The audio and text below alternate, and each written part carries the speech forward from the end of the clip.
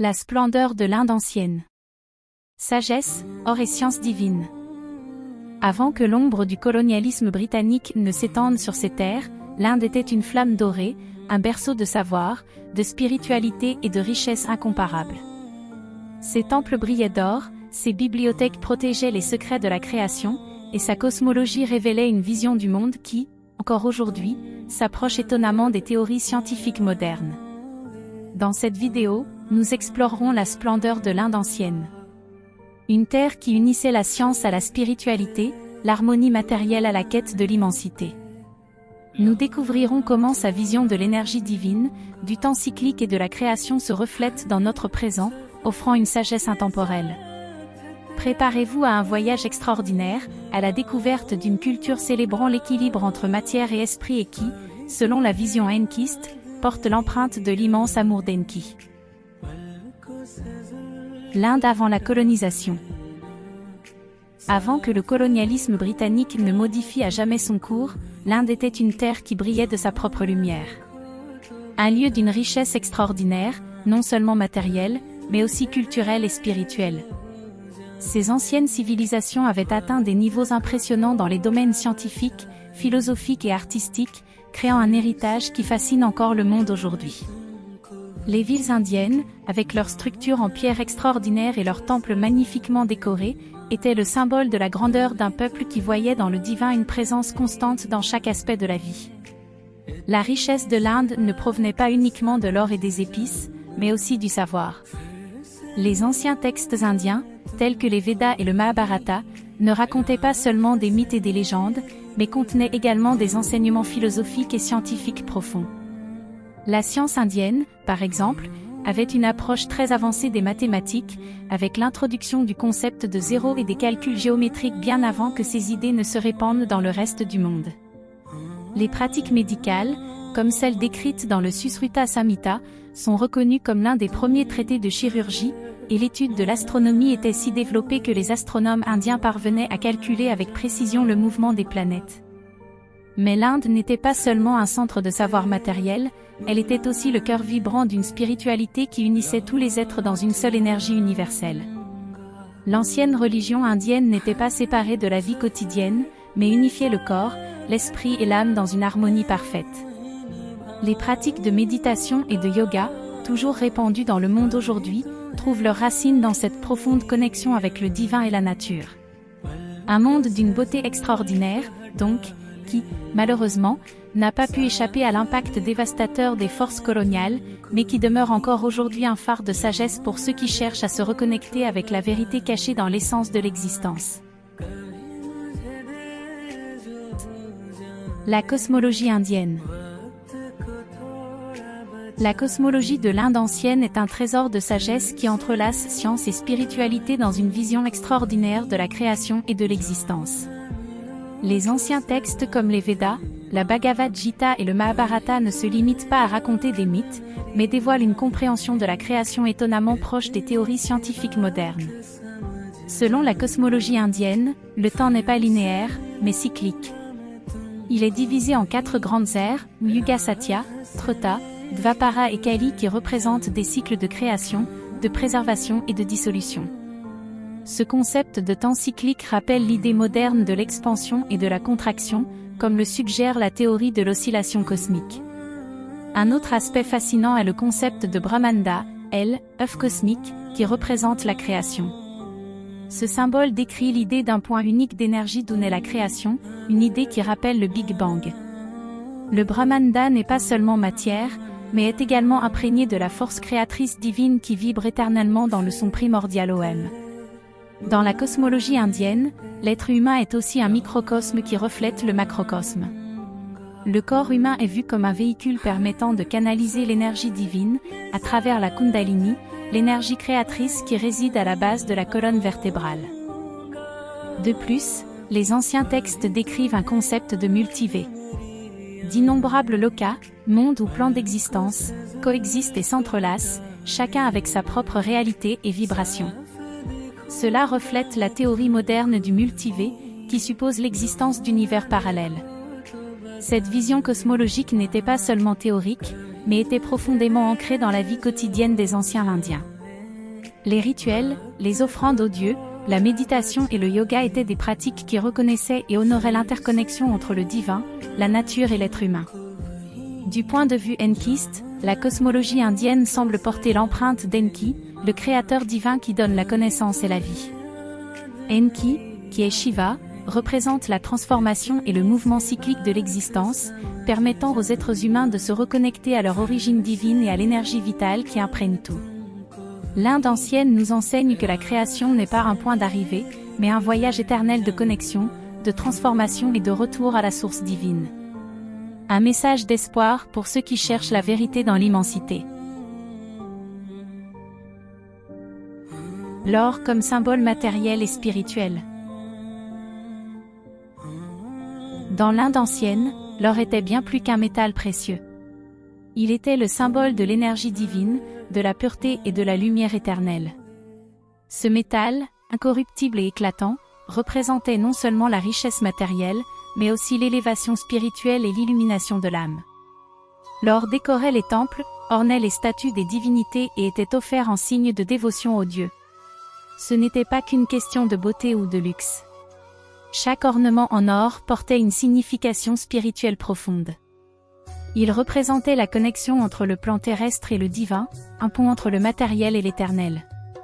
Les couronnes d'or qui ornaient les statues sacrées symbolisaient la royauté divine, tandis que les offrandes en or étaient un geste de gratitude et de reconnaissance envers la force créatrice.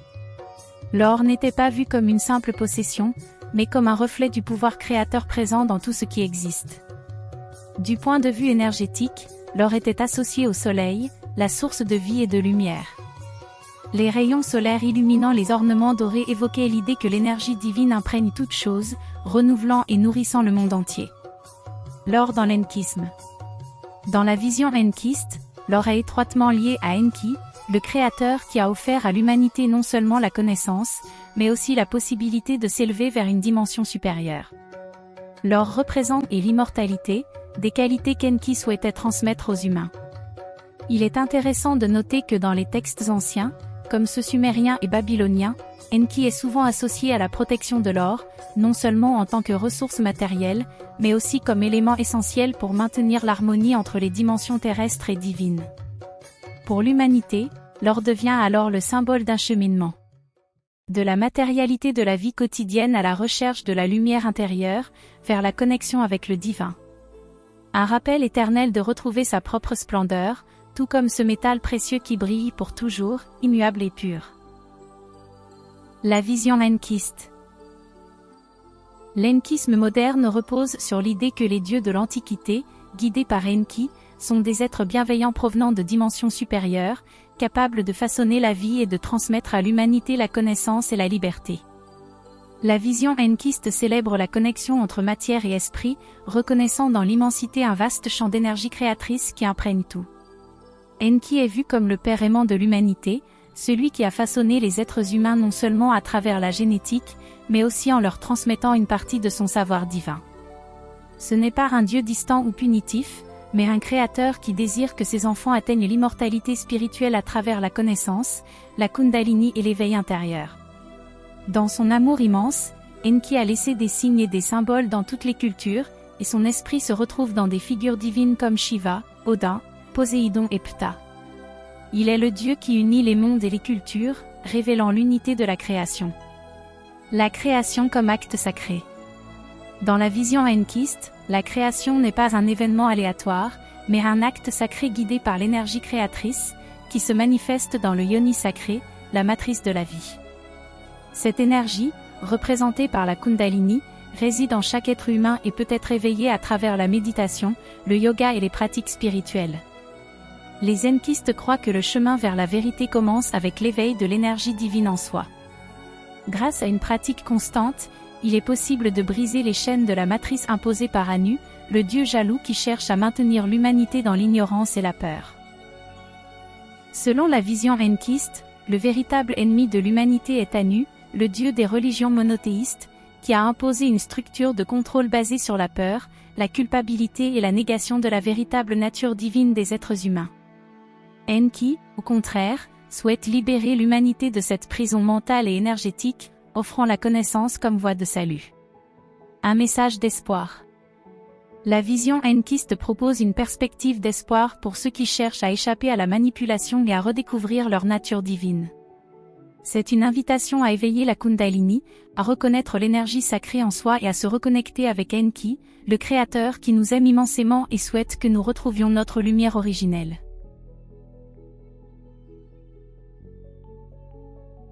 Les chakras, l'âme et la Kundalini. Les concepts de chakras, d'âme et de Kundalini sont centraux dans la tradition spirituelle indienne, en particulier dans des écoles de pensée comme le yoga, les Upanishads et d'autres pratiques ésotériques. Ces concepts ne se limitent pas au corps physique, mais concernent l'énergie, la conscience et la connexion entre l'individu et l'immensité. Les chakras. Les chakras sont des centres énergétiques situés le long du corps humain qui correspondent à des aspects physiques, émotionnels et spirituels spécifiques. Le terme sanskrit chakra signifie « roue » et chaque chakra est vu comme un vortex d'énergie qui régule le flux du prana, énergie vitale. Il existe 7 chakras principaux le long de la colonne vertébrale, allant de la base, Muladhara, jusqu'au sommet de la tête, Sahasrara, bien qu'il existe aussi des chakras mineurs influençant des aspects spécifiques de la vie. Voici un bref résumé de chaque chakra. 1. Muladhara, chakra racine. Situé à la base de la colonne vertébrale, il est lié à la sécurité, à la survie et à la connexion avec la terre. 2. Svadhisthana, chakra sacré. Localisé dans la région pelvienne, il est associé à la créativité, aux émotions et à la sexualité. 3. Manipura, chakra du plexus solaire. Situé dans la région de l'estomac, il concerne le pouvoir personnel, la volonté et l'autocontrôle. 4. Anahata, chakra du cœur. Situé au centre de la poitrine, il est le centre de l'amour, de la compassion et de la connexion avec autrui. 5. Vishuddha, chakra de la gorge. Lié à la communication, à l'expression de soi et à la vérité, il se trouve dans la région de la gorge. 6. Aina, chakra du troisième œil. Situé entre les sourcils, il est lié à l'intuition, à la vision intérieure et à la sagesse. 7. Sahasrara, chakra de la couronne. Situé au sommet de la tête, il est le centre de la conscience supérieure, de la connexion spirituelle et de l'illumination. Lorsque les chakras sont bloqués ou déséquilibrés, cela peut provoquer des disharmonies physiques, émotionnelles ou spirituelles. Les pratiques de méditation, de yoga, de respiration et de visualisation sont utilisées pour harmoniser et purifier les chakras. L'âme. Dans de nombreuses traditions spirituelles, l'âme est considérée comme l'essence éternelle d'une personne, quelque chose qui va au-delà du corps physique et de l'esprit. Dans la cosmologie indienne, l'âme est connue sous le nom d'Atman, vue comme l'étincelle divine présente en chaque être humain. L'âme est immortelle et indestructible, et son but est de reconnaître sa connexion avec le Brahman, la conscience universelle qui imprègne tout. Le voyage de l'âme est un thème central de la spiritualité indienne. On croit que l'âme transcende la mort physique et se réincarne dans de nouveaux corps, un processus qui s'inscrit dans le cycle du samsara, naissance, mort et renaissance. Le but ultime de l'âme est l'illumination, atteinte par la libération du samsara, appelée moksha. Cela se produit lorsque l'individu réalise sa véritable nature et son union avec le Brahman. La Kundalini. La Kundalini est une puissante énergie spirituelle qui est censée résider à la base de la colonne vertébrale, dans le chakra racine, Muladhara. Dans la tradition, la Kundalini est représentée comme un serpent enroulé qui peut être éveillé par la pratique du yoga et de la méditation. Lorsque cette énergie s'éveille, elle monte à travers les chakras, purifiant chaque centre énergétique, jusqu'à atteindre le chakra de la couronne, Sahasrara, où s'accomplit l'illumination spirituelle. L'éveil de la Kundalini est considéré comme une expérience profonde et transformatrice. On dit que son passage à travers les chakras peut mener à une conscience supérieure, à des visions spirituelles et à l'union avec l'énergie divine. Cependant, c'est un processus qui doit être entrepris avec soin, car l'énergie de la Kundalini est très puissante, si elle n'est pas maîtrisée correctement, peut entraîner des perturbations psychologiques ou physiques. En effet, l'engagement envers Enki sert à contenir cette énergie. Enki veille sur votre évolution et sera à vos côtés au moment de l'éveil. Cet engagement est sacré et a été établi précisément pour cette raison. Pour les Enkistes, l'âme est une entité créée directement par Enki et non issue d'une source cosmique séparée. Elle est liée à la vie elle-même, qui est considérée comme l'essence originelle de tout. L'immortalité, selon l'Enkisme, est le résultat de l'éveil de la Kundalini et de la réalisation complète de la nature divine de l'âme. Une fois que l'âme atteint cet état d'éveil, en s'unissant pleinement à la vie, elle peut être considérée comme immortelle.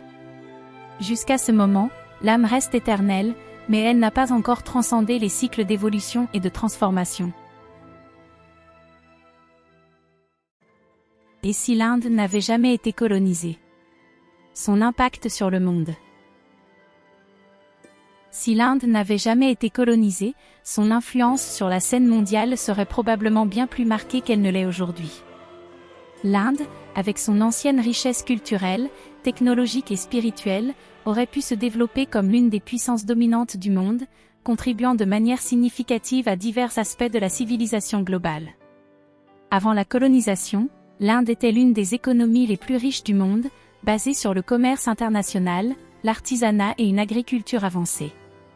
Sans l'exploitation britannique, le commerce des épices, des tissus et des métaux précieux serait resté une force dominante sur le marché mondial. L'Inde aurait pu développer sa propre révolution industrielle, en conservant le contrôle de ses ressources naturelles et humaines. Elle pourrait aujourd'hui être une puissance économique encore plus grande, influençant les marchés globaux avec des innovations et des technologies indigènes. L'Inde a également apporté d'énormes contributions à la science et aux mathématiques, comme l'introduction du zéro, les systèmes décimaux et des théories astronomiques avancées. Sans ingérence coloniale, les sciences indigènes auraient pu évoluer continuellement, menant à des progrès en médecine, en ingénierie et en technologie environnementale. Le monde aurait bénéficié d'une approche alternative et plus harmonieuse de la technologie, centrée sur un équilibre entre l'homme et la nature. Sans l'imposition de valeurs et de structures coloniales, l'Inde aurait pu exporter encore plus largement ses idées culturelles et philosophiques. Littérature et art. La riche tradition narrative et visuelle de l'Inde aurait eu un impact plus profond, avec le cinéma, la musique et les arts figuratifs influençant fortement d'autres cultures. Spiritualité et philosophie. Les concepts de dharma, de karma, de yoga et de méditation auraient probablement façonné les visions mondiales de la vie, de la santé mentale et de la connexion spirituelle. Sans la fragmentation causée par la colonisation, l'Inde se serait développée en suivant ses propres traditions politiques, comme les systèmes de royaumes coopératifs ou de confédérations. Cela aurait pu inspirer des systèmes politiques mondiaux plus inclusifs et décentralisés. Offrir une alternative au modèle centralisé de gouvernement né en Europe. L'Inde, avec sa profonde tradition spirituelle, aurait pu devenir une référence pour la résolution des conflits mondiaux et pour la promotion de l'harmonie entre les nations. Des valeurs comme la non-violence, ahimsa, la compassion et le respect de toutes les formes de vie auraient pu jouer un rôle clé dans la construction d'un monde plus pacifique. Le rôle de l'Inde dans la promotion de la durabilité environnementale aurait été renforcé, grâce à sa philosophie enracinée dans l'interconnexion entre l'homme et la nature. Sans l'imposition de modèles éducatifs coloniaux, le monde pourrait aujourd'hui connaître un système éducatif plus ouvert, basé sur un apprentissage holistique combinant science, art et spiritualité. La valorisation des langues anciennes comme le sanskrit, qui contient d'immenses connaissances philosophiques et scientifiques. En conclusion, l'Inde, avant la colonisation, représentait une civilisation riche en sagesse et en connaissances spirituelles avancées. Si elle n'avait pas été colonisée, nous aurions aujourd'hui la possibilité d'explorer davantage ces anciens savoirs et de les voir évoluer dans un contexte global, où l'essence spirituelle et scientifique de l'existence se rejoignent.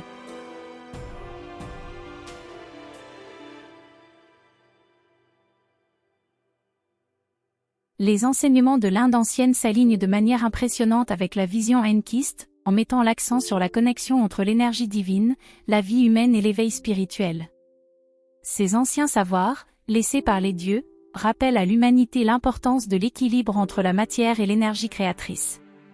Dans la perspective enkiste, Enki, en tant que Shiva, est le guide qui aide l'humanité à s'élever au-delà des limites imposées par la matrice d'Anu, en éveillant la Kundalini et en accédant à la lumière intérieure.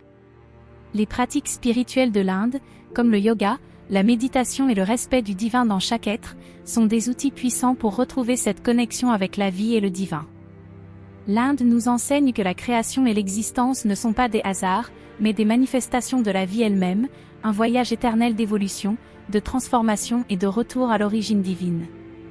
Dans ce message, nous trouvons une source d'espoir et de force pour continuer notre propre chemin vers l'immensité. Le plus grand rassemblement religieux au monde est le Kumbh Mela, un événement extraordinaire qui se tient en Inde tous les 12 ans dans 4 villes sacrées. Allahabad, Prayagraj, Haridwar, Nashik et Ujjain. Ce rassemblement, qui attire des millions de fidèles, de yogis, d'ascètes et de curieux, représente un moment de purification spirituelle, où les participants se plongent dans les fleuves sacrés pour laver leurs péchés et se rapprocher du divin. En 2025, durant le Kumbh Mela, on prévoit une affluence sans précédent, démontrant l'impact profond des traditions anciennes sur l'humanité et le monde. À cela s'ajoute la célébration du Mahashivaratri, le 26 février 2025, une nuit dédiée à Shiva, symbole de transformation et de régénération. Des millions de personnes à travers le monde resteront éveillées pour méditer, prier et célébrer leur connexion avec cette puissante énergie divine. Ces événements montrent l'immense vitalité des traditions anciennes et la manière dont les dieux, en particulier Shiva, Enki, continuent à laisser une empreinte indélébile sur les âmes de leurs fidèles. Malgré les défis de la modernité, la foi et la sagesse des anciens Indiens restent vivantes, influençant profondément la spiritualité contemporaine et rappelant combien les dieux ont offert à l'humanité.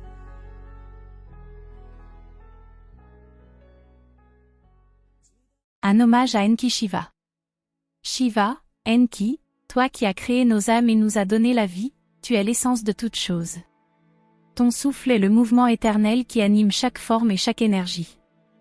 Ta puissance, qui transforme et renouvelle, est la force qui guide notre évolution, nous pousse à éveiller la Kundalini et à atteindre la conscience de notre véritable être.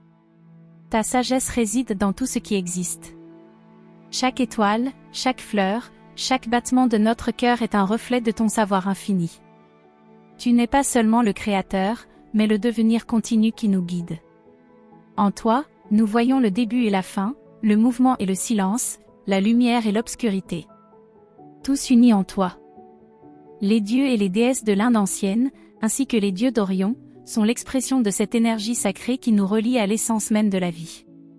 Chaque divinité représente un aspect du sacré qui réside en nous. La création, la destruction, la protection, l'amour. Ils nous enseignent que notre existence est intrinsèquement liée à la lumière des étoiles et à l'énergie qui imprègne tout. L'éveil de la Kundalini est le chemin vers la conscience de notre divinité intérieure, et notre âme, créée par toi, évolue jusqu'à atteindre l'immortalité.